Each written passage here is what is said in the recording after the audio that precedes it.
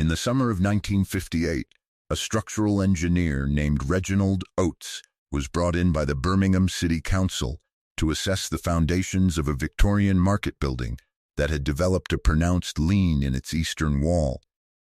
Oates had been doing foundation work in the Midlands for 22 years. He knew subsidence.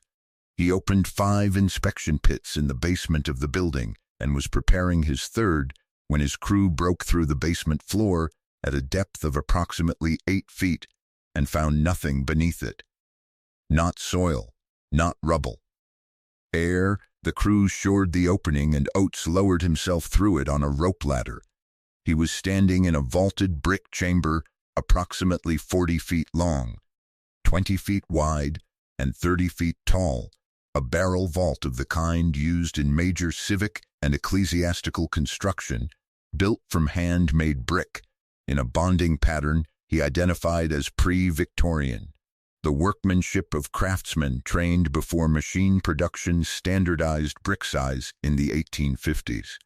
The chamber was dry. Its walls showed no structural cracking. The springing line of the vault, the point at which the arch begins its curve, was at a height consistent with the chamber having been built to carry substantial load from above. Substantial load. Not a residential floor, not a light commercial surface. The kind of load that a major public building imposes on the ground beneath it. Oates looked for what the vault was connected to.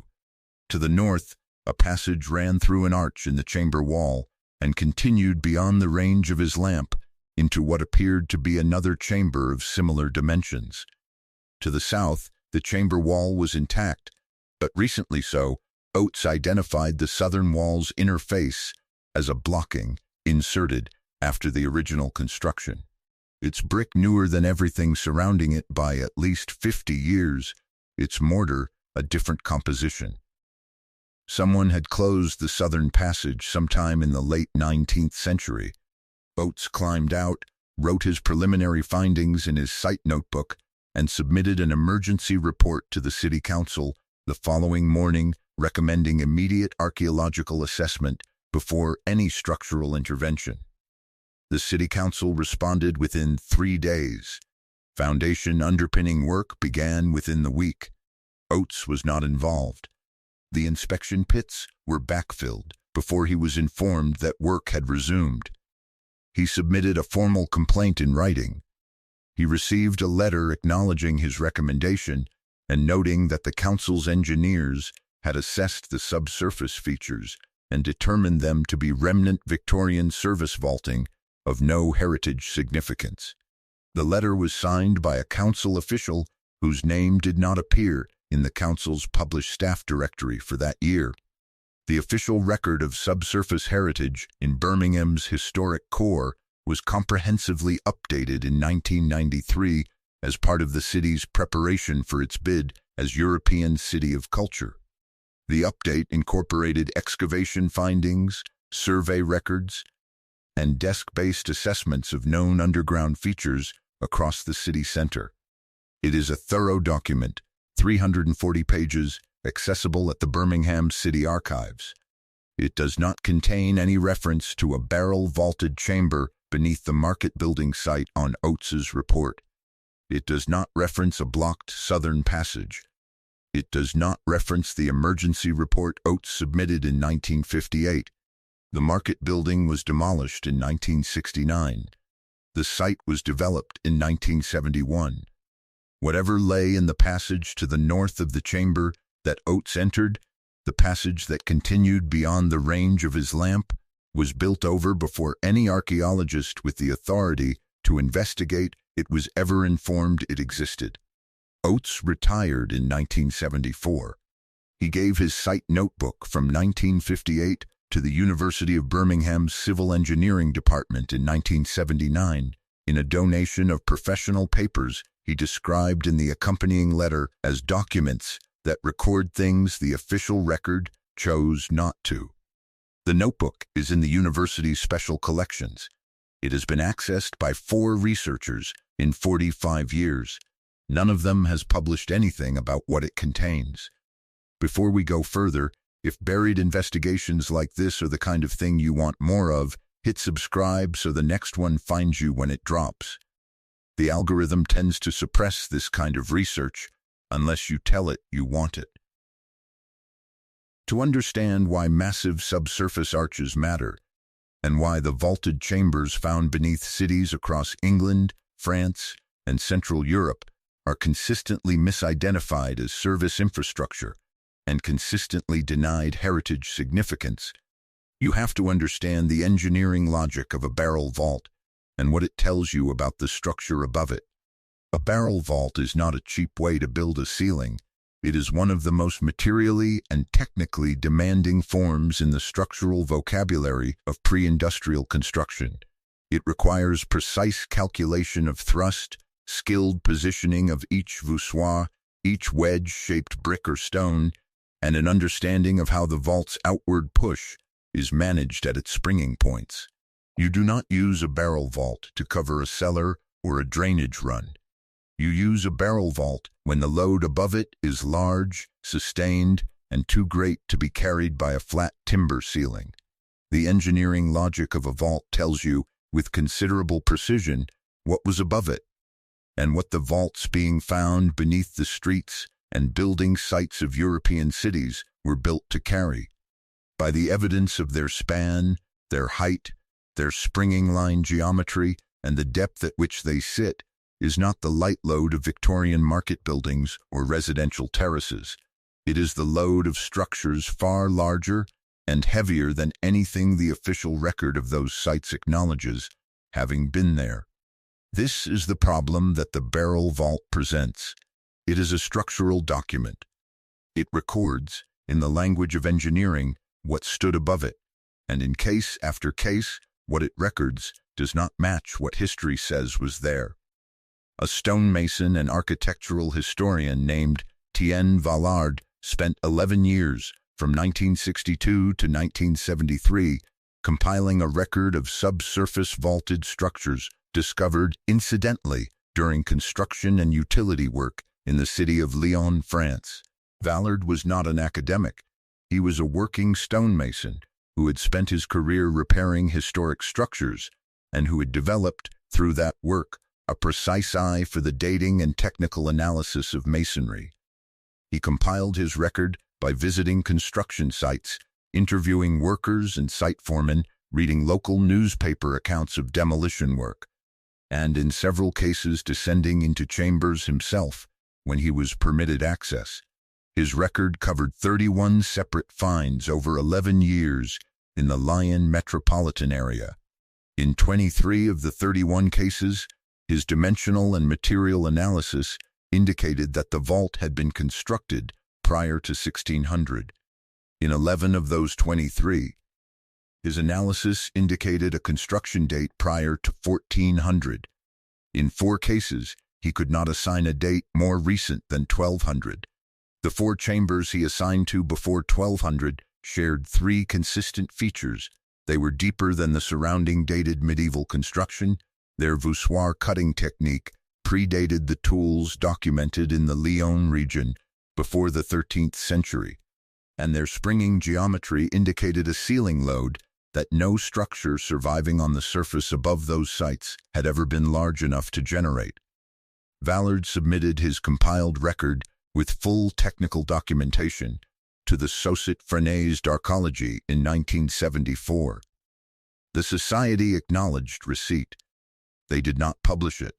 They returned it with a letter noting that without systematic excavation by qualified archaeologists, the datings he had assigned could not be considered reliable. Vallard wrote back, asking whether the society would sponsor the systematic excavation that would allow reliable dating to be established. The society did not respond to this letter. Vallard died in 1981. His compiled record was donated to the Lyon Municipal Archives by his widow. It is there. It is catalogued. It has not been cited in any published work on Lyon's archaeological heritage. This is where Oates's chamber connects to a third document that was not produced by a mason or a civil engineer, but by a geologist. and that was suppressed not after submission to an institution, but before it could be submitted at all.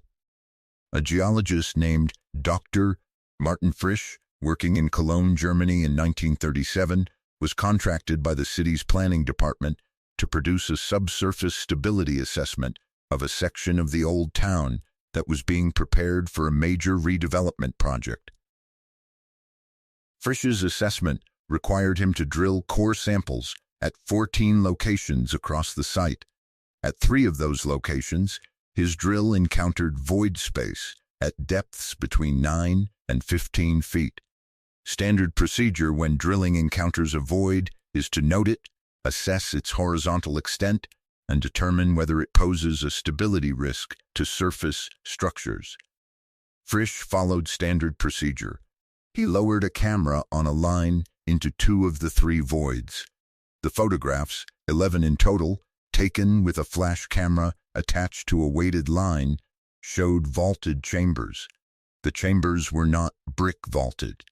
They were cut stone, the vault surfaces worked by hand, the stone a type that Frisch identified from his core samples as Drachenfels trachyte, a distinctive volcanic stone quarried from a site on the Rhine that had been used in the construction of Cologne Cathedral and whose documented use in subsurface construction ended, according to the building records Frisch consulted, in the early 14th century.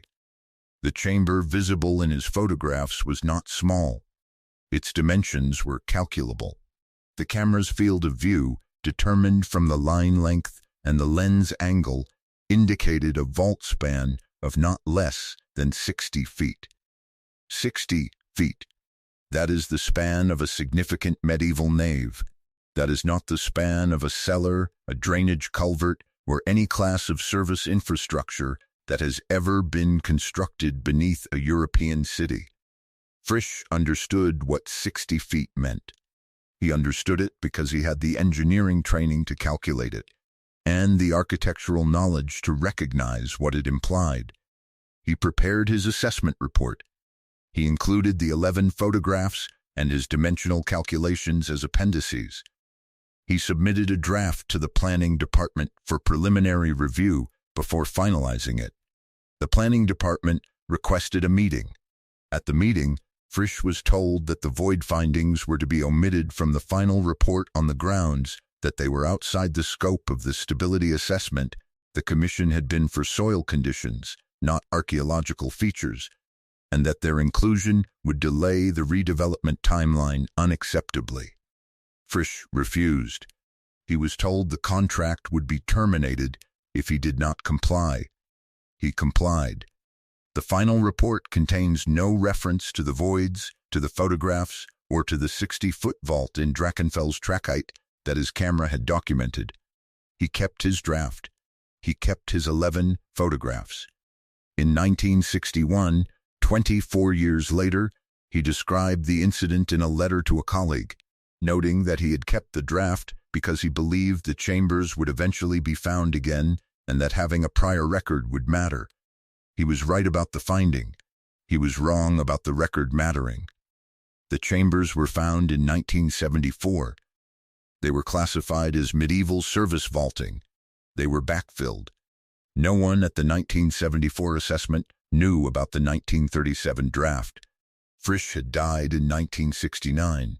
The draft and the photographs are in Munich.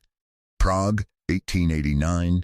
Workers excavating the foundations of a new commercial building in the Starmstow district encounter a vault at a depth of 12 feet, spanning an estimated 45 feet, wider than the building they are digging foundations for. The city's engineering office sends an inspector.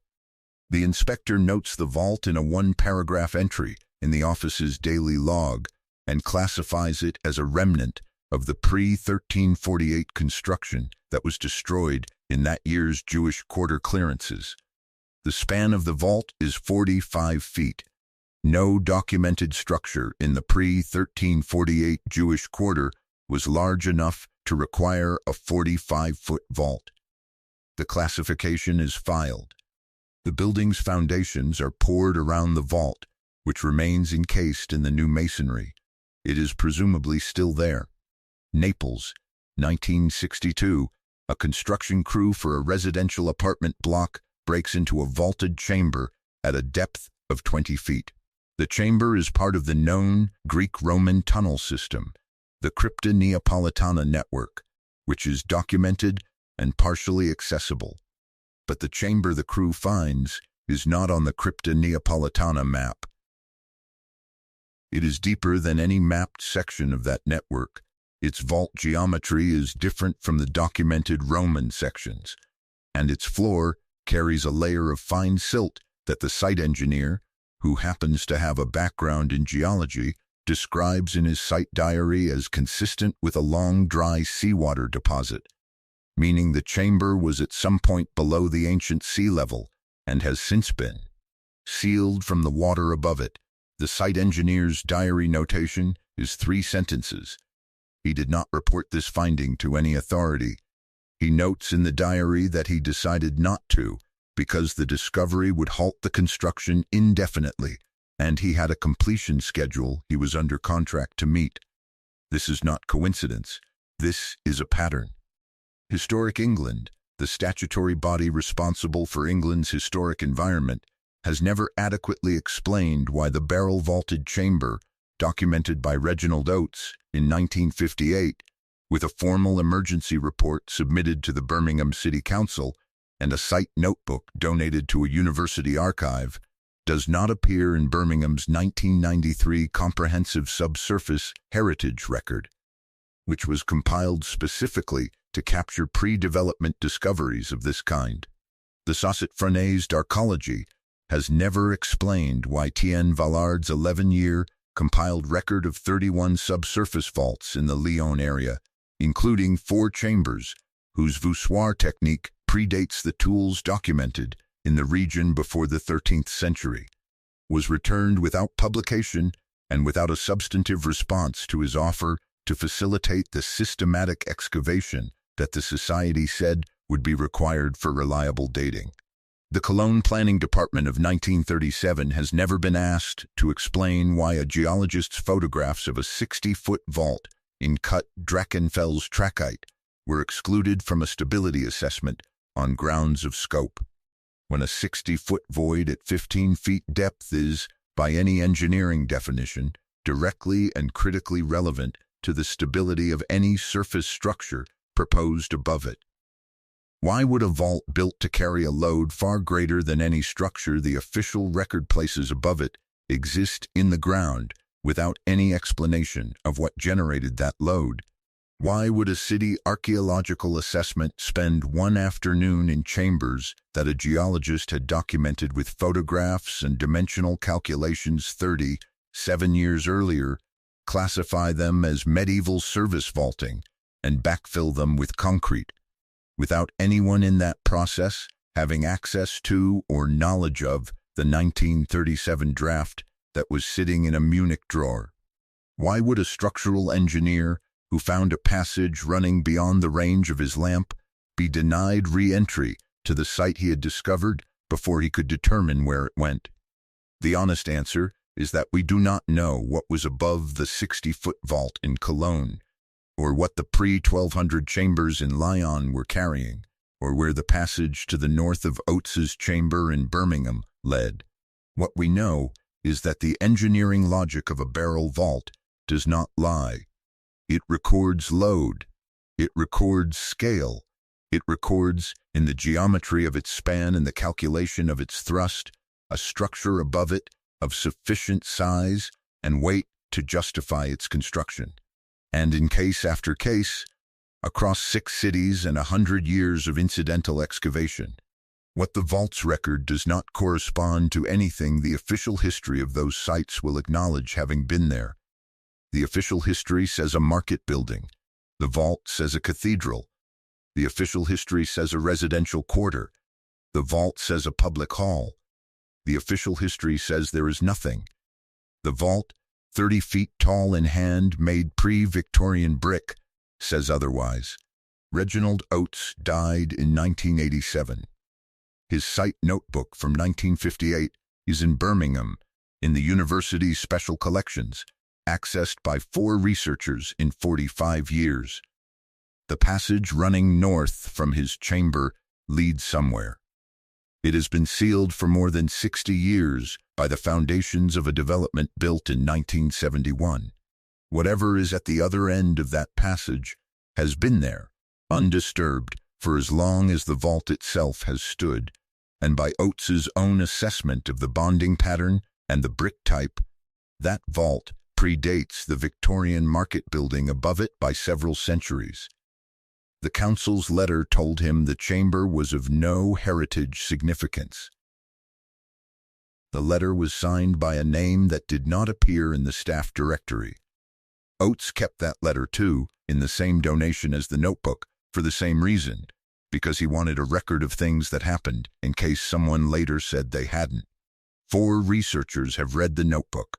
None of them has published anything. The passage is still there. The letter is still there. And somewhere to the north, beyond the range of the lamp he was not permitted to take any further, is whatever the vault was built to hold. The official history of subsurface heritage tells us that what lies beneath European cities is mapped, assessed, and managed under statutory frameworks designed to ensure that significant features are recorded before they are lost. What Oates's notebook, Vallard's returned compilation, Frisch's draft and 11 photographs, and the Naples engineer's 3-sentence diary entry tell us is that the framework records what institutions decide to let it record, and that the decisions about what to let through have been consistent across 6 cities and 100 years. Note it, classify it as minor, proceed, and seal it before the question of what it was holding becomes one that requires an answer. Subscribe and share this with someone who still asks what the ground is really carrying. History does not disappear when it is buried. It disappears when the last engineer who climbed down on a rope ladder is told his recommendation was noted and that work has already resumed.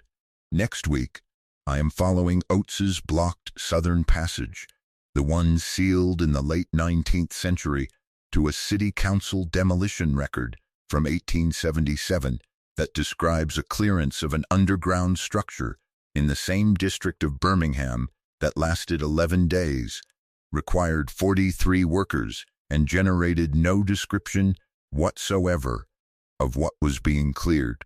A city surveyor named Arthur Pemberton. 1 entry. The record stops there.